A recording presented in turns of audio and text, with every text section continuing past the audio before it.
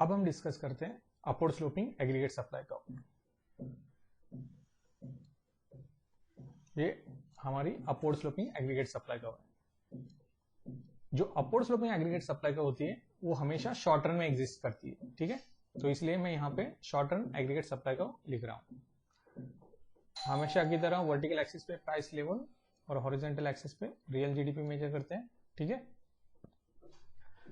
अभी ये जो एग्रीगेट सप्लाई का है ये वर्टिकल क्यों है, इसके पीछे अंडरलाइंग इकोनॉमिक मैकेनिज्म क्या है वो हम देखते हैं, ठीक है। इसके लिए हम क्या करते हैं कि हम एक स्टार्टिंग पॉइंट फिक्स करते हैं।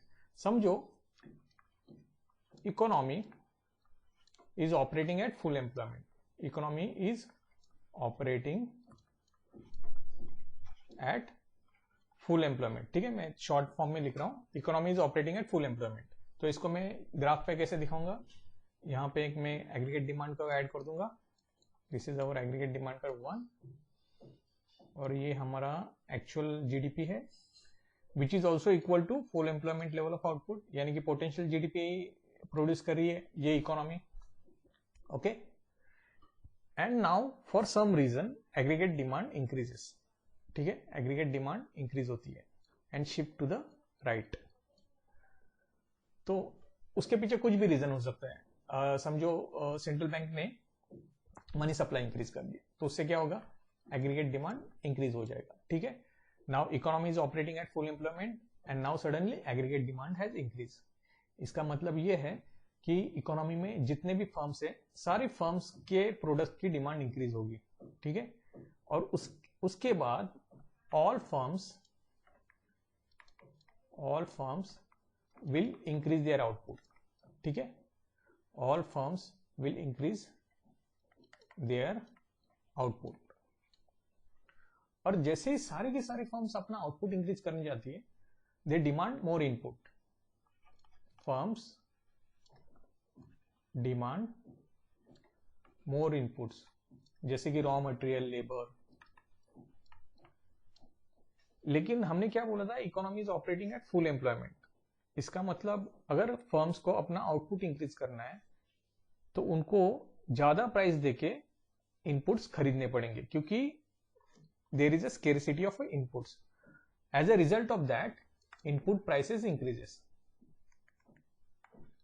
Input prices like raw material, labour increases, okay.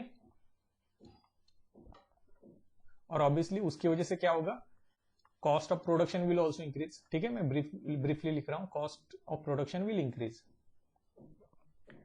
इसीलिए देखो जैसे ही फर्म अपना आउटपुट प्रोड्यूस कर रही है इस डायरेक्शन में they are incurring higher cost of production and to compensate for higher cost of production they have to charge higher price.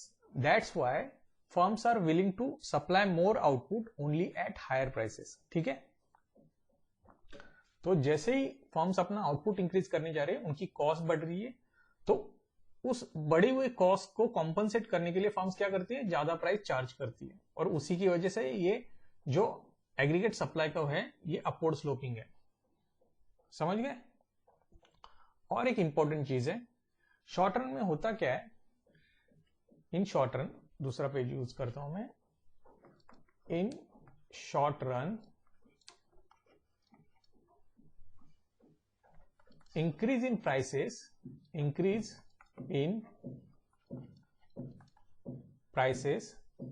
is proportionately more than or greater than increase in cost, ठीक है। Short run में क्या होता है, अगर firms charging 10% higher price, अगर price जो है 10% इंक्रीज हो जाता है, ठीक है। शॉर्ट रन में प्राइस अगर 10% से इंक्रीज होता है तो कॉस्ट हमेशा है ना 10% से कम इंक्रीज होगा। समझो 5% होगा, it could be 6%, 7%, 8%, but less than 10%। और उसके पीछे काफी सिंपल रीजन है कि शॉर्ट रन में some cost like wages are inflexible,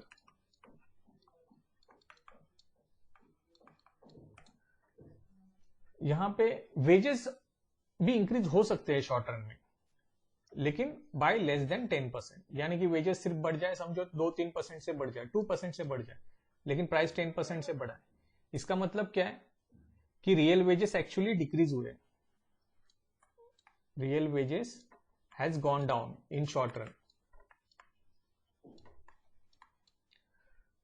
तो देखो शॉर्ट रन में क्या हो रहा है, prices are increasing proportionately more than increasing cost, और उसी की वजह से firms are supplying more output at higher prices. तो ये हो गया शॉर्ट रन का, ठीक है। अभी लॉन्ग रन में क्या होता है, ये बहुत इंपॉर्टेंट है, और उसीलिए मैंने ये इतना सारा एक्सप्लेनेशन दिया है, क्योंकि otherwise upward sloping aggregate supply को 3-4 लाइन में एक्सप्लेन करके खत्म हो सकता है टॉपिक, ठीक है। ये लेकिन ये जो अगर आपको शॉर्ट रन एग्रीगेट सप्लाई को क्यों अपवर्ड स्लोपिंग होती है शॉर्ट रन में, वो अगर अच्छे से समझ में आ जाएगा तो लॉन्ग रन एकदम इजी हो जाता है। अभी लॉन्ग रन में क्या होता है, in long run if price increases 10%, cost will also increase by 10%। इसका भी काफी सिंपल रीजन है। हमने क्या देखा कि रियल वेजेस जो है शॉर्ट रन में गिर गए, क्यों? क्योंकि वेजेस सिर्फ 2% से बढ़े।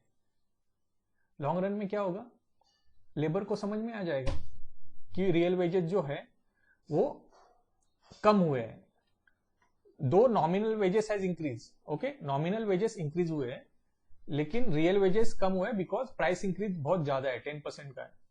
तो नेक्स्ट टाइम पीरियड में वो हो सकता है 6 महीने, 1 साल बाद या 2 साल बाद, वो क्या करेंगे, जो लेबर है वो बोलेगा कि हमको वेजेस भी 10% से इंक्रीज करके दे दो। ऐसा हर कॉस्ट के बारे में होगा, और लॉन्ग रन में प्राइस भी 10% से बढ़ेगा और कॉस्ट भी 10% से बढ़ेगा। उसका इफेक्ट क्या होगा, ठीक है।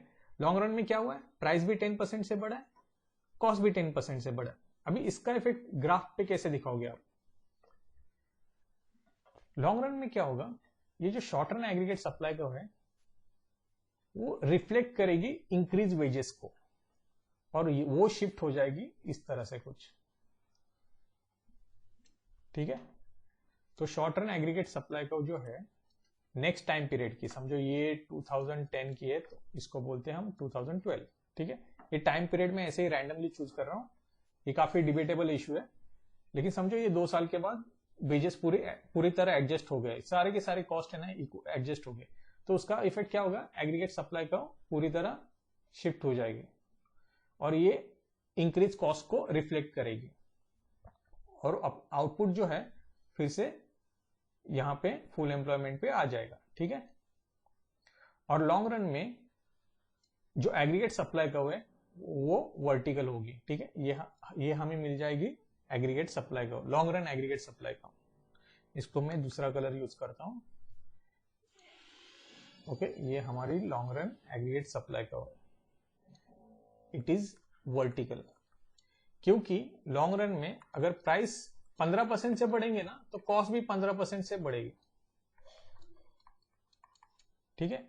और जब कॉस्ट और प्राइस दोनों सेम प्रोपोर्शन में चेंज होते हैं ना, फर्म्स अपना आउटपुट चेंज नहीं करते, firms will change output only when in दोनों में डिफरेंस है, ठीक है। तो अब हम जरा ये देखते हैं कि ये जो लॉन्ग रन एग्रीगेट सप्लाई का है इसकी पोजीशन किन चीजों के ऊपर डिपेंड करती है। ये हमारी लॉन्ग रन एग्रीगेट सप्लाई का है, ठीक है। अभी ये जो पोजीशन है इसकी, ये यहाँ पे ही क्यों है, किन चीजों के ऊपर डिपेंड करती है, क्योंकि यहाँ पे हम रियल जीडीपी मेजर कर रहे हैं ना।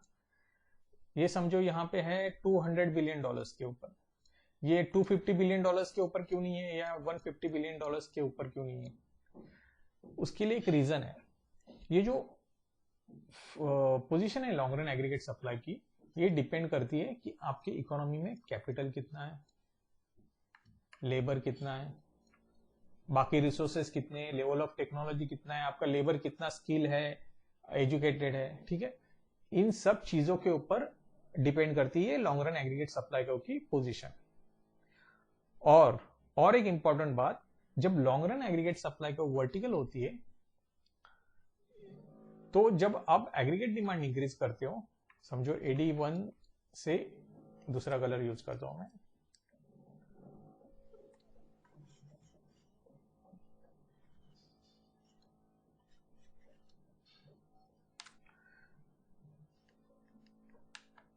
समझो ये हमारी एग्रीगेट डिमांड कब है इन ईयर 2012। फॉर सम रीजन समझो एग्रीगेट डिमांड का हम इंक्रीज करते हैं, ठीक है। तो because of increase aggregate demand आपका आउटपुट चेंज नहीं हो रहा है, क्योंकि आपका आउटपुट डिपेंड करता है आपके पास रिसोर्सेस कितने हैं और कितने एफिशिएंटली आप उसको यूज कर रहे हैं। लेकिन प्राइस लेवल चेंज हो रहा है, यानी कि इकोनॉमी में इन्फ्लेशन बढ़ेगा। तो long run aggregate supply curve के केस में change in aggregate demand will not change the output, it will change only price level, ठीक है। ये एक इंपॉर्टेंट बात है long run aggregate supply curve के बारे में। हाँ, और एक बात मैंने मिस कर दी, सॉरी। इस long run aggregate supply curve को हम क्लासिकल एग्रीगेट सप्लाई कर्व भी बोलते हैं, क्लासिकल एग्रीगेट सप्लाई कर्व। अभी वो क्यों बोलते हैं, उसके लिए हमें क्लासिकल इकोनॉमिस्ट का आर्गुमेंट समझना पड़ेगा। उनके हिसाब से prices are fully flexible, all prices including wages, prices including wages are fully flexible, fully flexible. यानी कि जैसे ही एग्रीगेट डिमांड बढ़ेगी ना, बढ़ेगी इकोनॉमी में, इमीडिएटली लेबर के वेजेस भी बढ़ेंगे, तो प्राइस और कॉस्ट दोनों सेम प्रोपोर्शन में इंक्रीज हो जाएंगे। तो ये 10% से बढ़ा शॉर्ट रन में, तो इमीडिएटली क्या हो जाएगा, कॉस्ट भी 10% से बढ़ेगा और इमीडिएटली आउटपुट जो है फुल एम्प्लॉयमेंट पे आ जाएगा, ठीक है। That is why classical aggregate supply curve is vertical.